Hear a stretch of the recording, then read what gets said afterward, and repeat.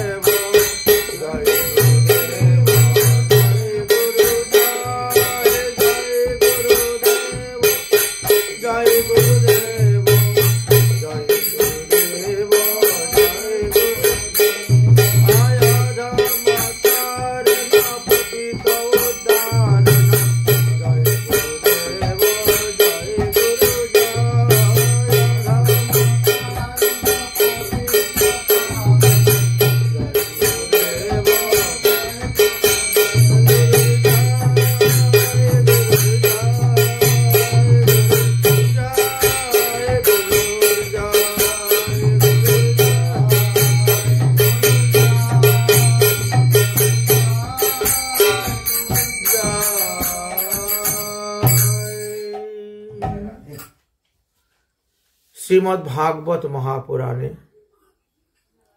ভগবান শ্রীকৃষ্ণ বললেন যে আমি গুরুরূপে ঘরে ঘরে দীক্ষা দেই সভাকারে, বৈষ্ণব রূপেতে দেই শিক্ষা। এই জন্য আমার পূজার আগে আমার স্বরূপ যে গুরু তার পূজা করবেন। প্রথমঞ্চ গুরু পূজা ততৈবশ্চ মমার্চনম। আগে গুরু পূজা করবে, তারপরে আমার অর্চন করবে। প্রথমঞ্চ গুরু পূজা ততৈবশ্চ মমার্চনম। এই জন্য আমরা কীর্তন আরম্ভ করতে গেলেও আগে আমরা গুরু বন্দনা করি, বৈষ্ণব বন্দনা করি, তারপরে নিতাই মহিমা, গৌর মহিমা, রাধাকৃষ্ণের মিলন, রাধাকৃষ্ণের মহিমা কীর্তন, তারপরে অন্যান্য কীর্তন আমরা করে থাকি। এই কারণেই গুরুদেবীরটা আগে বলতে হয়। কেন? গুরু কৃপাতেই আমরা ভগবানকে পেয়েছি, এই জন্য গুরুদেবীর জয় দেওয়া হচ্ছে। তো গুরুকে আবার আমরা শ্রীগুরুও বলি। গুরুকে শ্রীগুরু কেন বলা হয়? বলছেন যে শ্রী শব্দের অর্থ যদিও লক্ষ্মী হয়ে থাকে, তথাপি এই স্থানে শ্রী শব্দের দ্বারা রাধারানীকে বোঝানো হয়েছে। রাধারানীকে বোঝানো হয়েছে। শ্রী শব্দে সুন্দর বোঝায়, লক্ষ্মী বোঝায়, হ্যাঁ, ঐশ্বর্য বা, কিন্তু এখানে রাধারানী বলেছে। রাধারানী হলেন আমাদের প্রেমের গুরু, তিনি হলেন আমাদের আশ্রয় তত্ত্ব। দেখবেন ভাগবতেও শ্রী শুক উবাচ লেখা আছে, আর শ্রী ভগবান উবাচ। আর কারু নামের আগে আপনি শ্রী পাবেন না, সোজাসুজি লেখা পরীক্ষিত উবাচ, মৈত্রী উবাচ, বিদুর উবাচ, কুমার উবাচ, সনক ঋষি উবাচ, সুতমুনি উবাচ। কারু নামের আগে শ্রী শব্দ নেই। একমাত্র সুখদেবীর নামের আগে শ্রী শব্দ ছিল। কেন? বলছে সুখদেবীর গুরু হলেন রাধারানী। এই জন্য গুরু শিষ্যের নাম একসঙ্গে সংযুক্ত করার জন্য শ্রী শুক উবাচ লেখা আছে। জয় জয় শ্রী গুরু প্রেম কল্পতরু, জয় জয় শ্রী গুরু প্রেম কল্পতরু। শুধু নয় কল্পতরু, উনি প্রেম কল্পতরু। শুধু কল্পতরু স্বর্গে তো পাওয়া যায়, বিভিন্ন স্থানে পাওয়া যায়। সুরুদ্রম সর্ব সম্পদম। শুধু কল্পতরু আপনাকে বড়জোর স্বর্গের সুখ দিবে, তার থেকে বেশি দিতে পারবে না। কিন্তু গুরুদেবকে প্রেম কল্পতরু বলা হয়েছে, কারণ তিনি সেই রাধা গোবিন্দের প্রেম আপনাকে দান করতে পারবেন, যে প্রেমের দ্বারা আপনি ভগবানকে লাভ করতে পারবেন। এই জন্য প্রেম কল্পতরু বলা হয়েছে। শুধু নহে কল্পতরু প্রেম কল্পতরু, শুধু নহে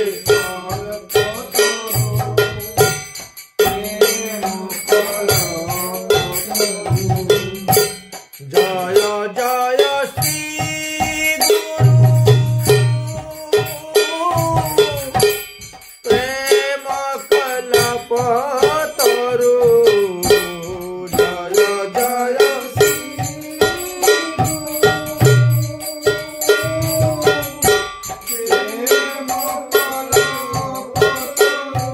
প্রাণ ভরে জয় দাও ভাই, প্রাণ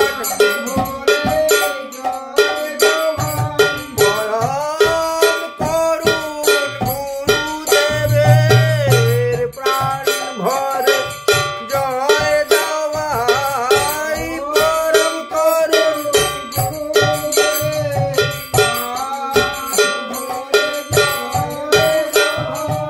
অতি পাবন গুরুদেবের প্রাণ ভরে জয় দাও ভাই, পতি পাবন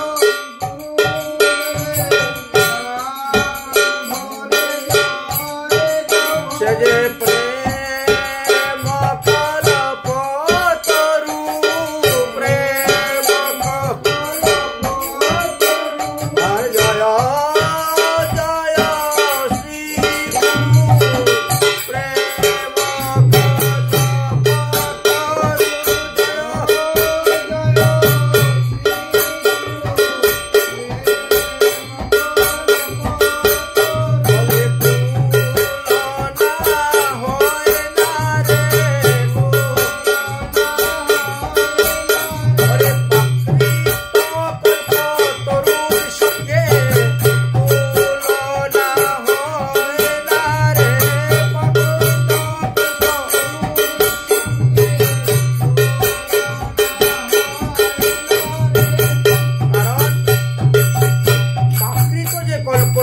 তার কাছে চাইলে পরে পাওয়া যায়। প্রাকৃত কল্পতরু যেটা, তাকে কাছে চাইলে পরে পাওয়া যায়, না চাইলে কখনো পাওয়া যাবে না। কিন্তু গুরুদেবের কাছে না চাইলেও পাওয়া যায়, একমাত্র সেবায়। সেবাতে গুরুদেব সন্তুষ্ট হয়ে তোমাকে দিয়ে দিবেন, সব উজাড় করে। তাহলে না চাইলেও পাওয়া যাচ্ছে। এই জন্য বললেন, সে যে না মাগিলেও দেয় প্রেম রে, না মাগিলেও না মাগিলেও দেয় প্রেম রে,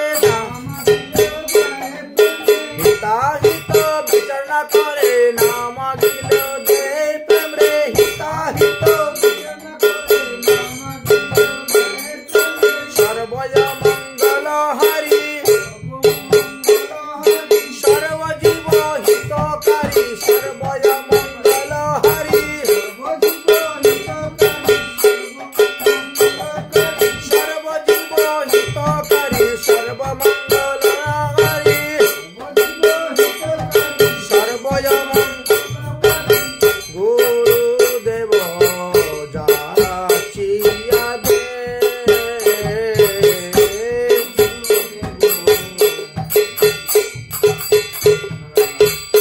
আর গুরুদেব যাচিয়া দে,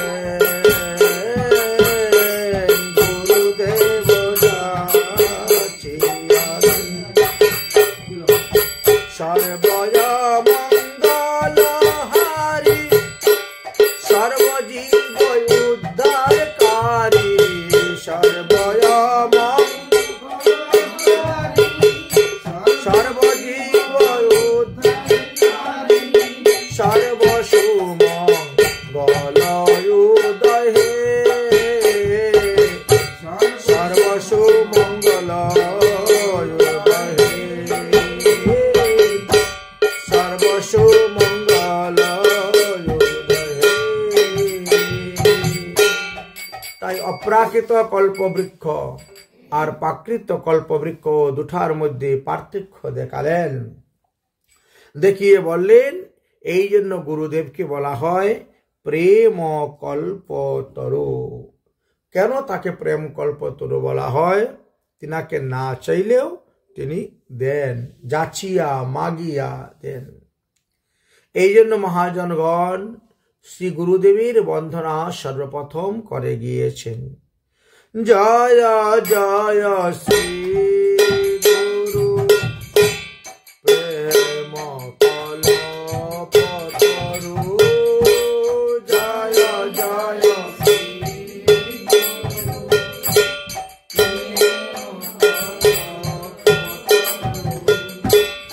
অদ্ভুত জাপ পরকাশ, অদ্ভুত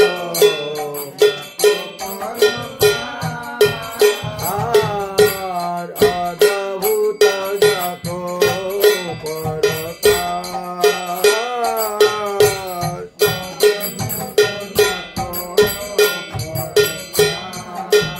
বরায় অদ্ভুত অদ্ভুত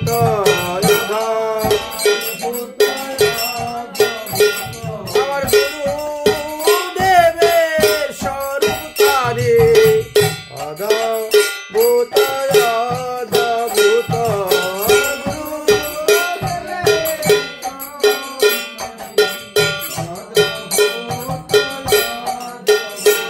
আমার গুরুদেবের মূরতি কানি, অদ্ভুত অদ্ভুত গুরুদেবের মূরতি,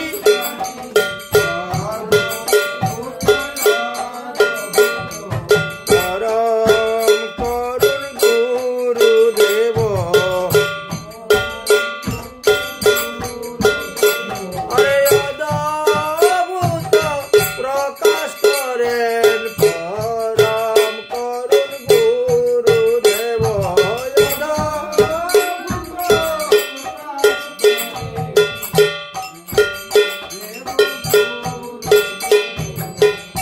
অদ্ভুত, যাহা পূর্বে আমরা জানতাম না, যাহা পূর্বে আমরা কোনোদিন শুনিনি, যাহা পূর্বে কোনোদিন দেখিওনি, সেই অমূল্য রতন, অমূল্য ধন, অমূল্য বস্তু এনে আমাদের কাছে প্রকাশ করিয়া দিলেন। সেই গোপী প্রেম, সেই ব্রজ প্রেম, সেই রাগানুগা ভক্তি, সেই রাধা দাস্য, এনে আমাদেরকে দান করলেন। এই জন্য অদ্ভুত প্রকাশ করিলা। এত আগে কোনো জানি নাই, আগে কোনো শুনিও নাই, দেখিও নাই কেউ এরকম। ছোটবেলার থেকে দেখে আসতেছি লক্ষ্মী পূজা, কালী পূজা, শনি পূজা, দুর্গা পূজা ইত্যাদি, কিন্তু এইগুলা তো জানতাম না। এত গভীরের তত্ত্ব, এত গভীরের ভজন সাধন। আমরা তো সবাই ধর্মের উপরে উপরে ঘুরে বেড়াচ্ছি, ভিতরে তো কেউ প্রবেশ করতে যাই না। সমুদ্রের উপরে উপরে যদি কেউ হেঁটে বেড়ায়, মানে সমুদ্রের তীরে তীরে, তাহলে সে কখনো মণিমুক্তা পাবে না, হীরামণি মুক্তা পাবে না। হীরামণি মুক্তা পেতে গেলে সমুদ্রের গভীর জলে প্রবেশ করতে হয়। ঠিক তেমনি ভাবে ধর্মেরও গভীর জলে আমাদেরকে প্রবেশ করিতে হয়। আমাদের হৃদয়ের ভিতরে যে অন্ধকার, অজ্ঞানরূপী অন্ধকার আছে, এই অজ্ঞানরূপী অন্ধকারকে সরিয়ে জ্ঞানের আলো তো একমাত্র গুরুদেবই জ্বালিয়ে দেন, অন্য কেউ দিতে পারে না। যদিও আমরা বলি মাতা গুরু, পিতা গুরু, গুরু জ্যেষ্ঠ ভাই, কিন্তু মা বাবা নিজেরা যদি সাধন ভজন না করে, তার সন্তানকে তো সাধন ভজন শিখায় না। মা বাবারা যদি একাদশী ব্রত না করে, তো ছেলে মেয়ের কি করে শিখাবে? মা বাবা যদি ভগবত পূজা না করে, ভগবানের প্রসাদ গ্রহণ না করে, তো ছেলেকে উপদেশ দিবে কেমন করে? এই জন্য বলছেন তাদের চাইতে অধিক গুরু ভজিলে সে পায়। তাই মা বাবা বড় ভাই হতেও আরো শ্রেষ্ঠ হলেন যিনি দীক্ষা গুরু, শিক্ষা গুরু, তাকে ভজিলে তাকে পায় এবং তাকে ভজন। এই জন্য দীক্ষা গুরু, শিক্ষা গুরুর সামনে মাতা পিতাকেও দণ্ডবত করিতে নাই, মাতা পিতাকেও দণ্ডবত প্রণাম করিতে নাই। বুঝলেন? ইহে অজ্ঞান বলা হয়েছে।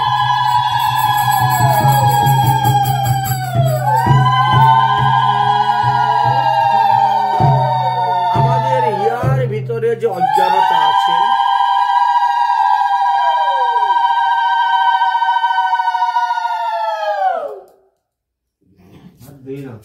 আমাদের ভিতরে যে হৃদয়ের মধ্যে, চিত্তের মধ্যে, মনের মধ্যে যে অজ্ঞানতা আছে, এই অজ্ঞানরূপী অন্ধকারকে দূর করে জ্ঞানের আলো প্রকাশ করেন গুরুদেব। সূর্য উদয় হওয়ার পূর্বে দেখেছেন অন্ধকার পালিয়ে যায়। সূর্য উদয় হলে অন্ধকার পারে এমন তো নয়, সূর্য উদয় হওয়ার আগেই অন্ধকার পালিয়ে যায়। তাই গুরুমন্ত্রে যখনই মনে চিন্তা করবেন যে আপনি গুরু পদাশ্রয় করব, গুরুমন্ত্রে দীক্ষা গ্রহণ করব, তখনই আপনার হৃদয়ের অন্ধকার ধীরে ধীরে পলাহিতে শুরু হয়ে যায়। এই জন্য মহাজন বলছেন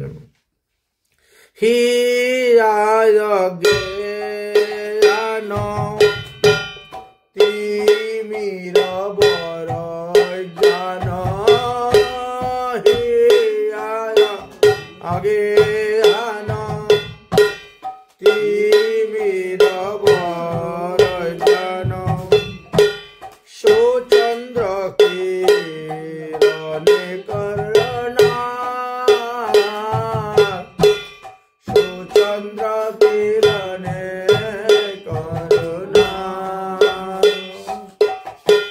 যখন পূর্ণ চন্দ্র আকাশে উদিত হয়, তখন দেখবেন রাত্রিবেলাও সমস্ত অন্ধকার পালিয়ে যায়, পরিষ্কার হয়ে যায়। তাই কোটি চন্দ্র মাত্র আলো প্রকাশ করতে সমর্থ শ্রী গুরুদেব। হে আয়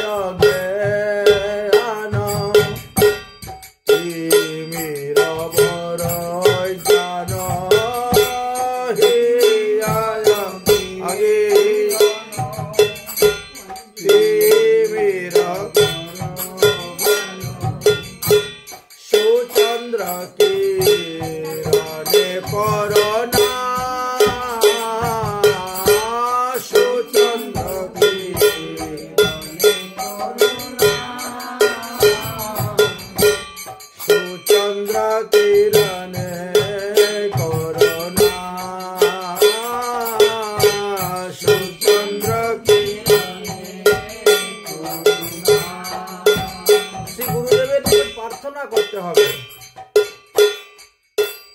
আমাদের কোথায় কোথায় ভুল হচ্ছে, কোথায় কোথায় আমরা অজ্ঞান রূপী অন্ধকারে পরে কাজকর্ম করে যাচ্ছি, সেইগুলো তেনার সঙ্গে শেয়ার করতে হবে, তাকে বলতে হবে, তবেই তিনি তোমার অজ্ঞান রূপী অন্ধকারকে নাশ করবেন। আমার অজ্ঞান আধার দূর করে দাও, আমার অজ্ঞান আধার দূর করে দাও,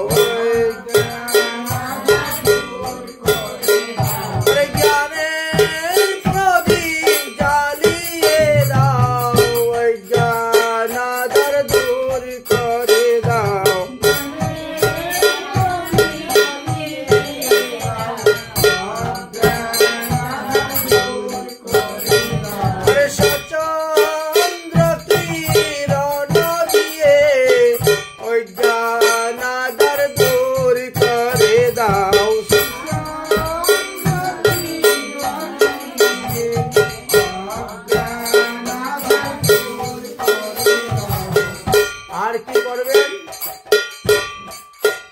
আমাকে দিব্য চক্ষু দাও,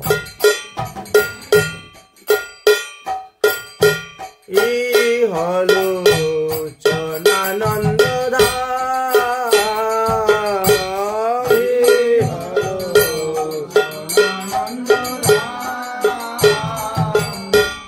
এই হলো চনানন্দ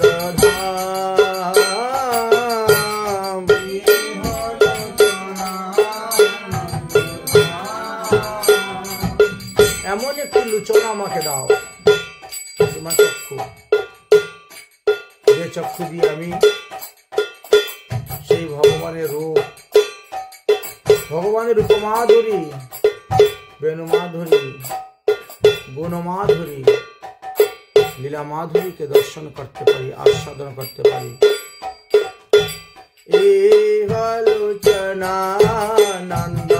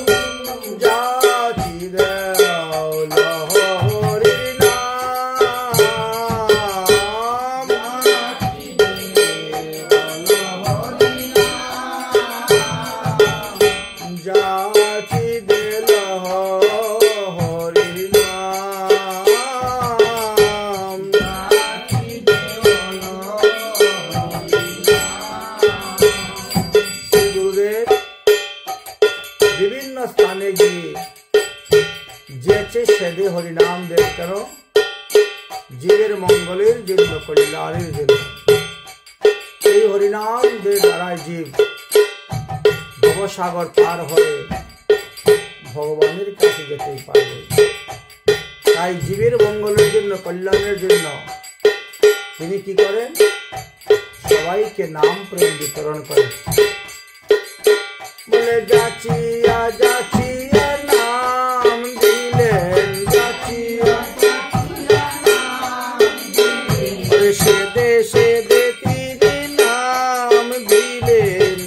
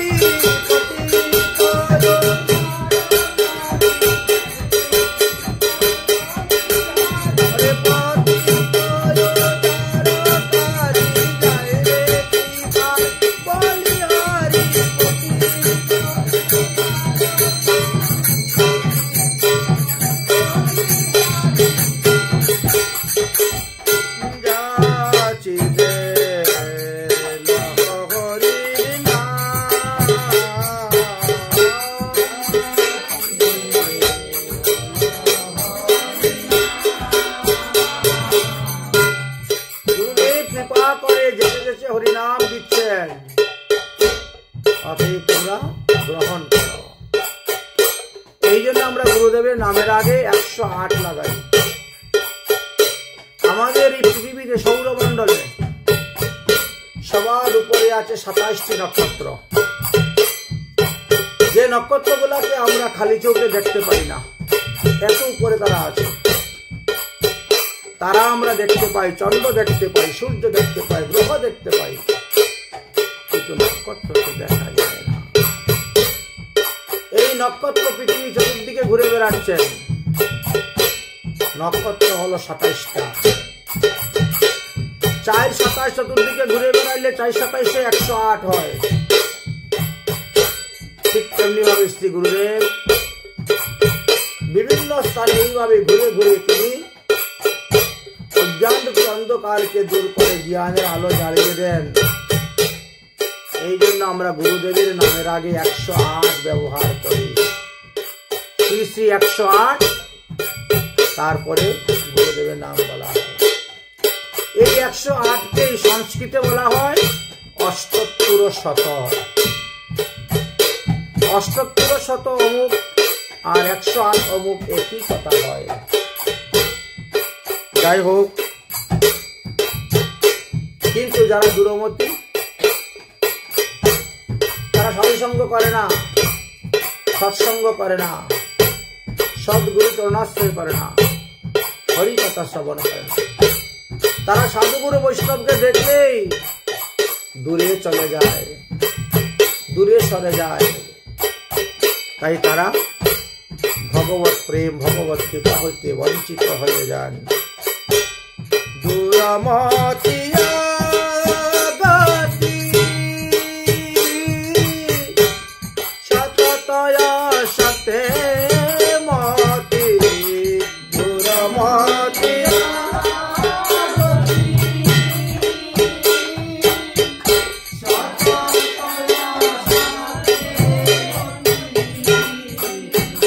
অসৎ লোকের সঙ্গ করে, সৎসঙ্গ করে না, সাধুসঙ্গ করে না।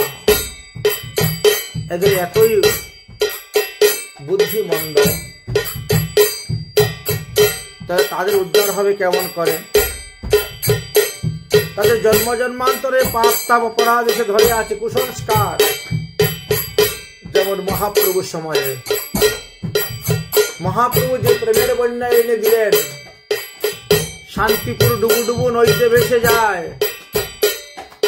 তথাপিও কিছু পড়ুয়া, কিছু নিন্দুক, কিছু পাষণ্ডী ব্রাহ্মণ, তাদেরকে মহাপ্রভু প্রেমের বন্যায় ভাসাতে পারলেন না। তারা প্রেমের বন্যা আসতে দেখে দৌড়ে পালিয়ে এলো। তখন মহাপ্রভু চিন্তা করলেন, এদেরকে প্রেমের বন্যায় ডুবাতে গেলে আমাকে সন্ন্যাস গ্রহণ করতে হবে। আমি সন্ন্যাস গ্রহণ করে যখন ফিরে আসবো নবদ্বীপে, সন্ন্যাসী জ্ঞানে মুড়ে করিবে নমস্কার। তখন আমাকে দণ্ডবত প্রণাম করবে, আর সেই সময় আমি তাদেরকে এই প্রেম কৃপা দান করে তাদেরকে ডুবাবো। তাই বলছেন, দূরমতিরা গতি সততয় সতে মতি, দূরমতিরা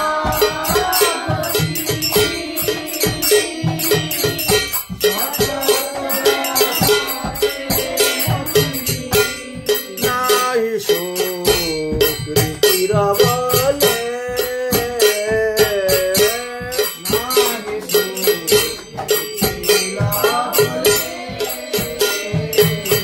যারা গুরুপদ আশ্রয় করে না, যারা কৃষ্ণ মন্ত্রে দীক্ষা গ্রহণ করে না, যারা একাদশী আদি ব্রত করে না, মনে করেন যে তাদের পূর্বজন্মের কোনো স্বীকৃতি নাই, কোনো পুণ্য নাই। তাই তারা ভুল রাস্তায় চলে যাচ্ছে। ভটক রায় সংসার মে করকে ভ্রষ্টাচার।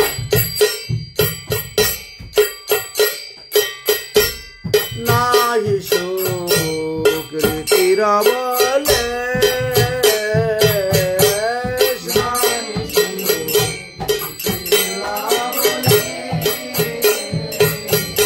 নাহি সুকৃতির বলে,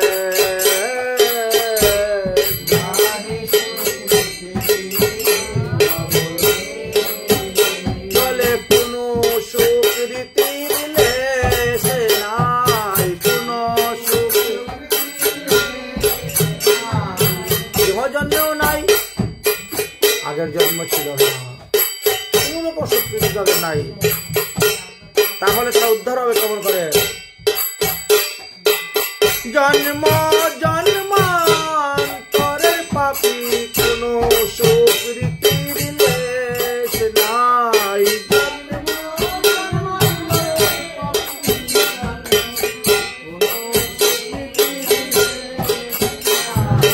অসতে সততমতি কোন স্বীকৃতির লেশ নাই, অসতে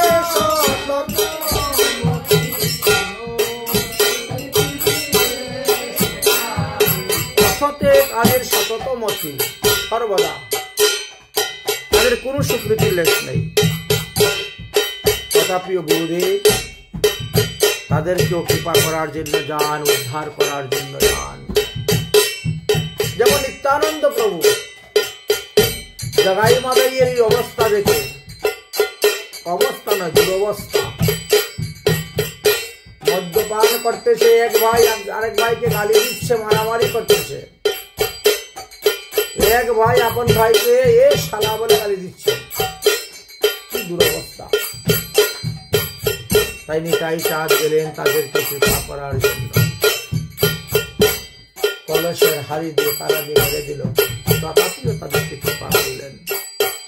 ঠিক তেমনি ভাবে হরিনাম প্রেম প্রচার করতে গিয়ে বহু জায়গায় বহু বিপদের সম্মুখীন হতে হয়, তার প্রমাণ শাস্ত্রে অনেক দিয়ে গেছেন। আমরা নিজেদেরকে ধন্য মনে করাটাও একটা অভিমান। বলছে সদ্গুরু চরণ আশ্রয় করার পরেও তোমার ভিতরে দৈন্য থাকতে হবে। যদি তোমার ভিতরে অহংকার এসে যায়, অভিমান এসে যায়, তাহলে তোমার ভজন থেকে চ্যুত হয়ে যাবে। তাই সর্বদা শ্রী গুরুদেবের নিকটে, সাধুগুরু বৈষ্ণবের নিকটে দৈন্য প্রকাশ করে তাদের কাছ থেকে কৃপা প্রার্থনা করবেন, কখনো ভজনের অহংকার আনবেন না। গুরুদেব আমায় দয়া করো হে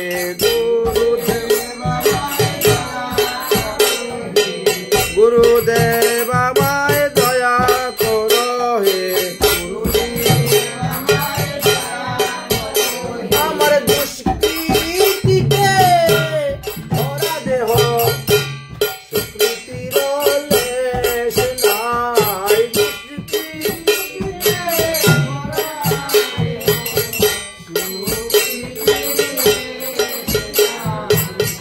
যদি কেউ কোন দুষ্কৃতি ব্যক্তি যদি শ্রী গুরুচরণে এসে আত্মসমর্পণ করে দিয়ে বলেন, আমি সারা জীবন এই পাপ করেছি, এই পাপ থেকে উদ্ধারের উপায় কি, আমাকে কৃপা করে বলুন, অবশ্যই গুরুদেব কৃপা করেন এবং তাহাকে উদ্ধারের উপায় বলেন। তাই নিজেকে নত হতে হবে। যেখানে নত স্থান সেখানে জল দাঁড়ায়, বর্তমানে জল দাঁড়ায়। যে যত বেশি নত হতে পারবেন তার উপরে সাধুগুরু বৈষ্ণবের ততটাই কৃপা পড়বে, ততটাই কৃপা জমা হবে। তাই দুষ্কৃতি হোক, দুরাচারী হোক, লম্পট হোক, চোর ডাকাত গুন্ডা বদমাশ হোক, যদি তারা সাধুগুরু চরণে এসে দণ্ডবত প্রণাম করে বলেন যে আমার কোন স্বীকৃতি নেই, সারা জীবন কুকর্ম করেছি, আপনি আমাকে কৃপা করুন, এই পাপ থেকে উদ্ধার হইব কেমন করে, কিসের দ্বারা ভগবত পাদপদ্ম লাভ করতে পারবো, তাহলে সদ্গুরুদেব যিনি তিনি তার উপায় করে দিবেন। তাই আমাদের কর্তব্য সাধুগুরু বৈষ্ণবের কাছে প্রার্থনা করা, আমার দুষ্কৃতিতে ভরা দেহ স্বীকৃতির লেশ নাই,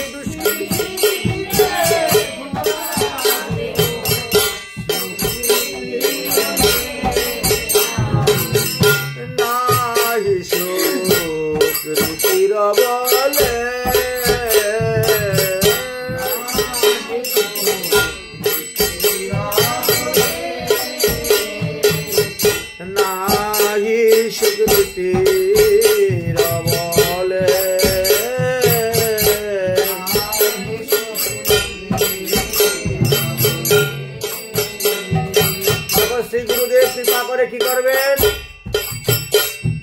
আপনাকে রাধা কৃষ্ণের যুগল মন্ত্রে দীক্ষা দিবেন। আজকে থেকে তোমার প্রথম নতুন জন্ম হলো।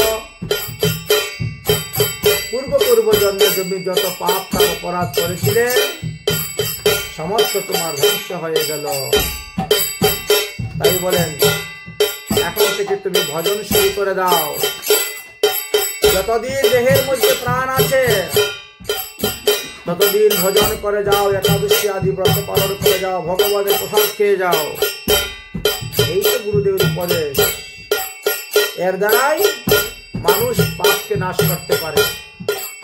একমাত্র হরিভজন কৃষ্ণ ভজনের দ্বারাই পাপকে নাশ করা যায়, অপরাধকেও নাশ করা যায়। তাই গুরুদেব আমাদেরকে বলেন কি, শ্রী বৃন্দাবন যুগল ভজন ধন, শ্রী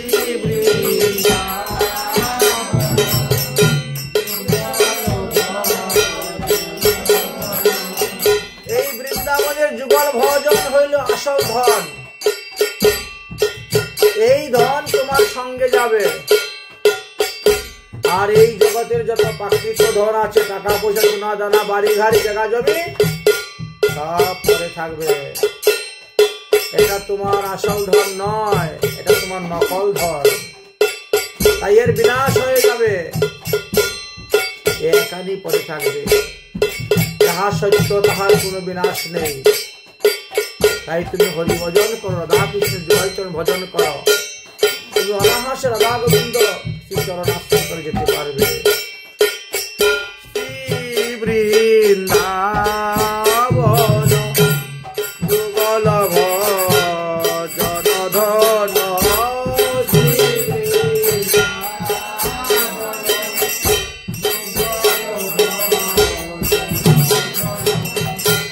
মোহে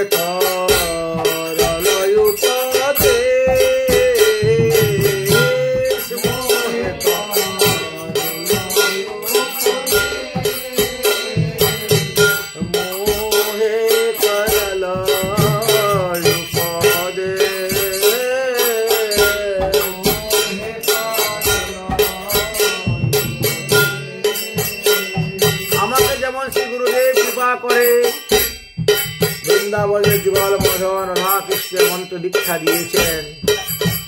এইভাবে আরো কত হাজার হাজার লোকদেরকে ভক্ত জীবন যাপন করার সুযোগ করে দিয়েছেন, সুবিধা করে দিয়েছেন।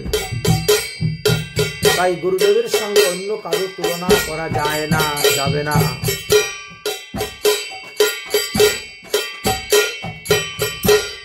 মধুর শ্রী বৃন্দাবন যুগল ভজন ধন, মধুর শ্রী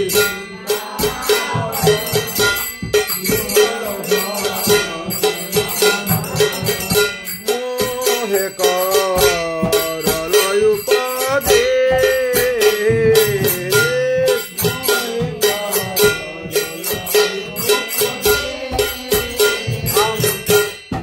মোহে করল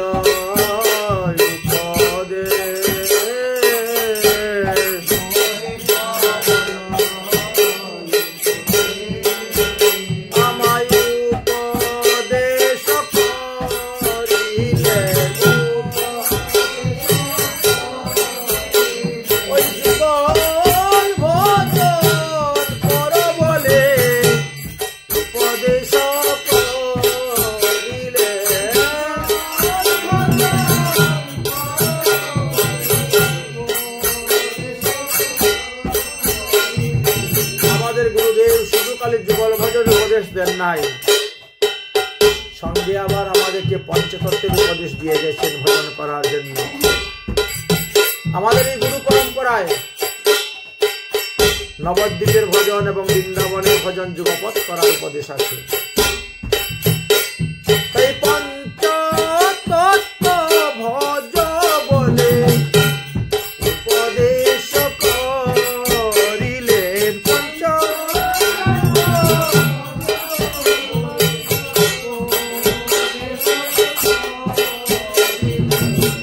মোহে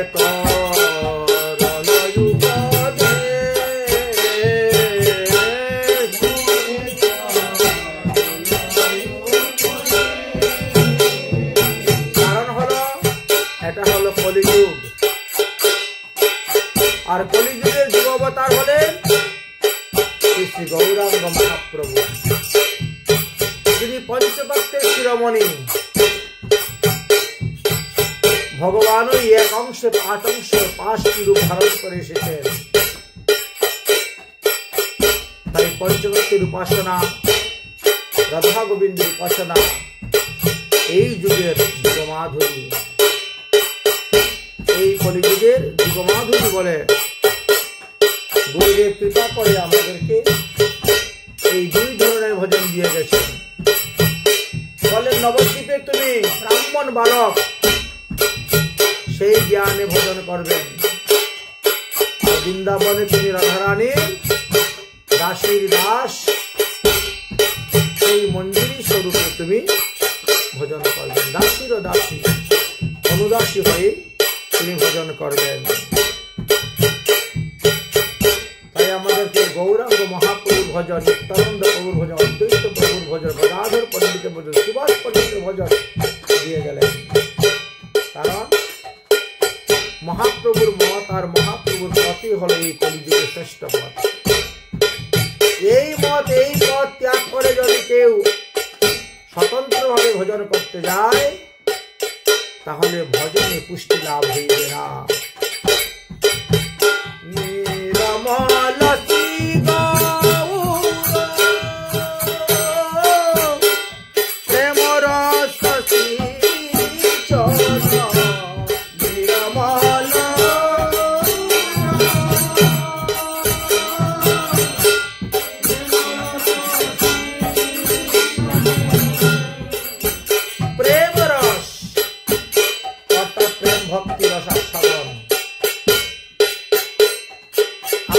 সাধন ভক্তি, ভাব ভক্তি আর প্রেম ভক্তি। শ্রদ্ধা হইতে আরম্ভ করে আসক্তি পর্যন্ত 7টা স্তরকে সাধন ভক্তি বলা হয়। সাধন ভক্তি মুক্ত হওয়ার পরে ভাব ভক্তি আসে, আর ভাব ভক্তি পাকলে পরে, মুক্ত হলে পরে প্রেম ভক্তি লাভ করা যায়। মহাপ্রভু এই প্রেম ভক্তি ব্রজ হইতে এনেছেন। সূচি অসুচি, আচার বিচার না দেখে সবাইকে সেই প্রেম ভক্তি দান করে দিয়ে গেছেন। তাই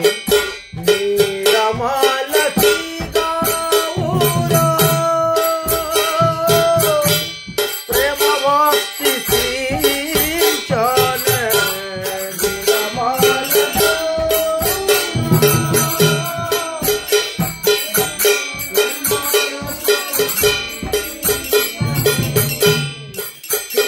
মানে স্নান। এই প্রেম ভক্তির বন্যাতে যদি স্নান না করতে পারেন এই কলিযুগে, তাহলে আর কোন যুগে উদ্ধারের উপায় নেই। এই কলিযুগে এত সহজ, এত সরল ভাবে ভজন করার পদ্ধতি করে দিলেন ভগবান শ্রী গুরুদেব।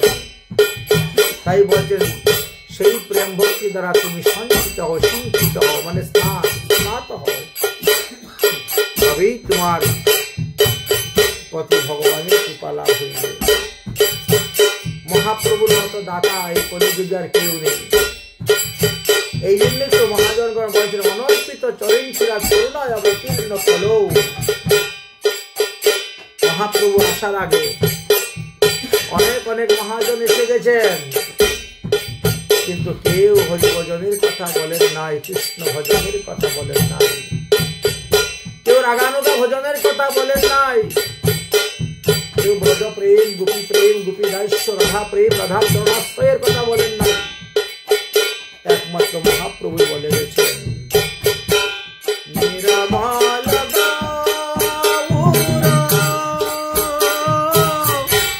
প্রেম রস সিঞ্চন।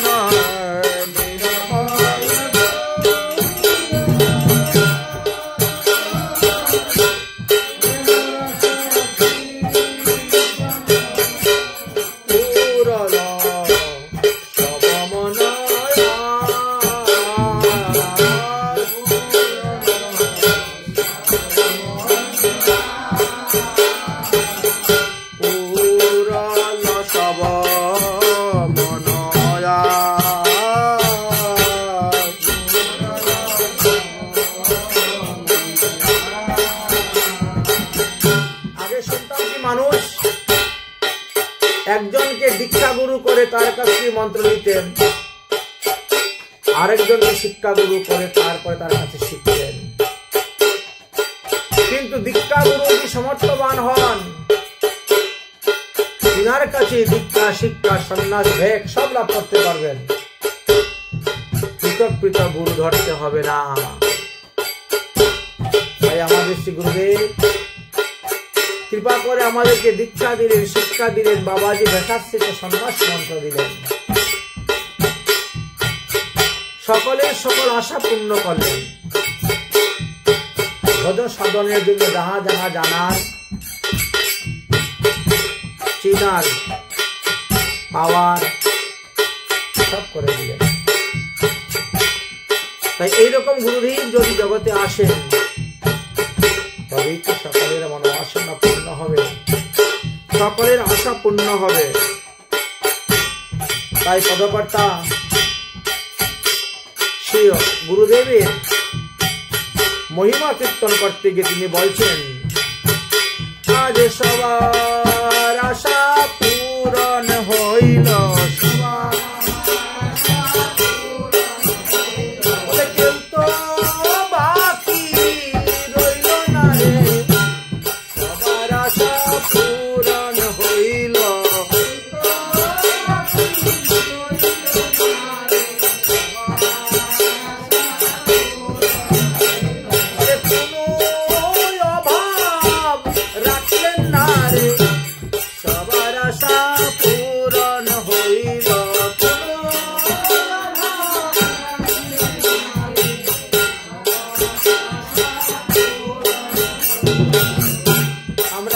সিদ্ধ বাবার কথাই দেখতে পাই।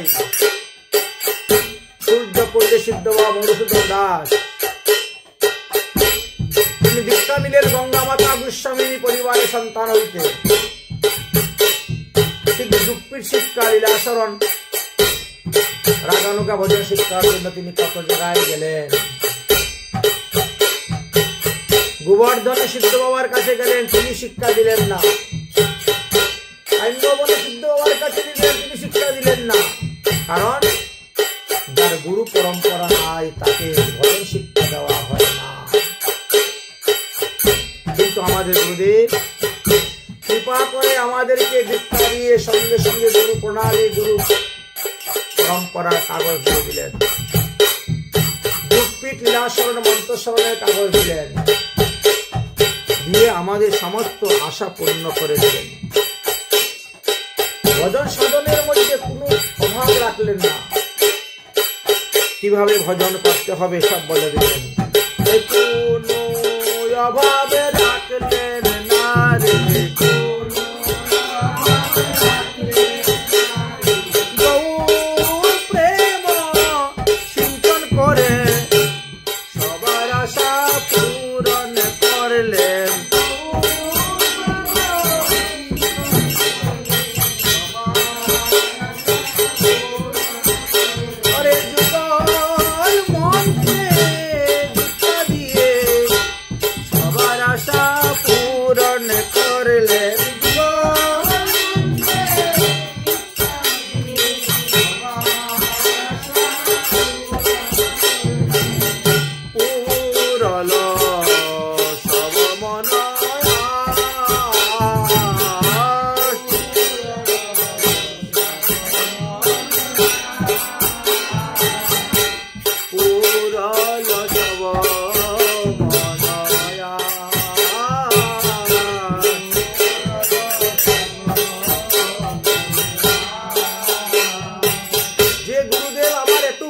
করলেন।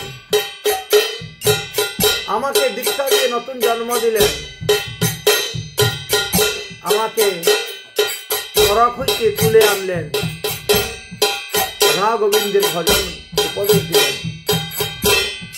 সেই গুরুদেবের চরণ যদি আমি সেবা না করি, তাহলে আমি যে তার কাছে ঋণী হয়ে যাব। আর একটা মন্ত্রের অর্থ, আর এক অক্ষর মন্ত্রের মূল্য দেওয়ার মতন আমার কোনো শক্তি নাই। আমি যদি আমার সর্বস্ব কিছু দিয়ে দিই, তথাপিও গুরুদেবী মন্ত্রের এক অক্ষরে ঋণ শোধ করতে পারবো না। সেই গুরুদেবের চরণ যদি না ভজা যায় তাহলে তার ঋণ মুক্ত হওয়া যায় না। সচর নাম ভুজে রতি নাই হল, সচর রতি নাই রোহত বৈষ্ণব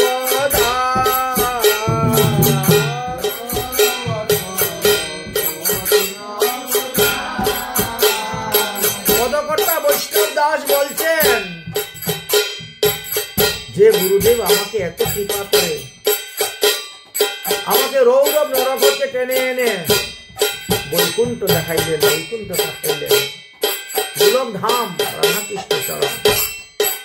সেই গুরুদেবের চরণ ভজন আমার দ্বারা হলো না, তাহলে আমার কি গতি হবে?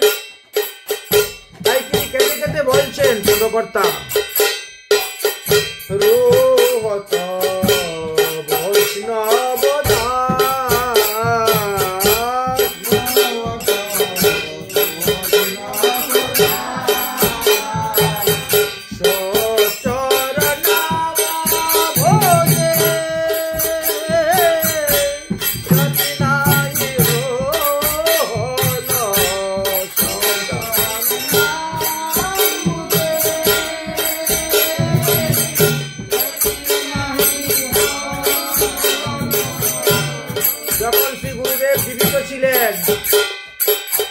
প্রকট শিলায় ছিলেন, তিনি যখন আমার এখানে আসতেন আমি তো তার চরণ সেবা করতাম না। আজ তিনি অপ্রকট লীলায় চলে গেছে, আজ আমি বুঝতে পারলাম গুরুতত্ত্ব কি, গুরু মহিমা কি, গুরুত্ববাদ কি। তাই বৈষ্ণব দাস গুরুর মহিমা বন্ধনা করছেন আর কাঁদছেন, আর কেঁদে কেঁদে বলছেন, হায় রে আমার কি দুর্মতি, গুরুর চরণে হল না রতি।